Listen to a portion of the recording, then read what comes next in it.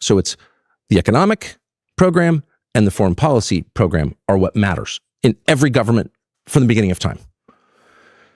Those are the two questions on which there's a bipartisan consensus in Washington between Republicans and Democrats that we should do this thing. The public rejects that thing on both categories. They reject the economics that are a consensus choice in Washington, and they reject the foreign policy that's a consensus choice in Washington. And so Washington's response, Wall Street's response as well, is to be like, let's have a race war, and you guys can like argue over blacks or whites or whether JD is married to an Indian woman. Like, what? And so Fuentes is incredibly useful for people with actual power to divert the conversation to something that is both irrelevant and divisive, because it's a divide and conquer strategy.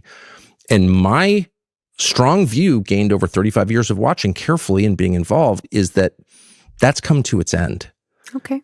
And JD's real problems are his foreign policy views, the ones he's articulated for 10 years, are in direct opposition to the foreign policy views of the people who fund the Republican Party and the Democratic Party. Same people. And they have the same views. It's the idea of the Uniparty. Well, on these questions, it's totally true. We can argue about the trans thing. You can have legitimate views on race, legitimate views on trans. Those are real issues. I'm not saying they're not. But those are not the issues on which empires rise and fall. The real issues are economics and foreign policy. And on those issues, there's a bipartisan consensus.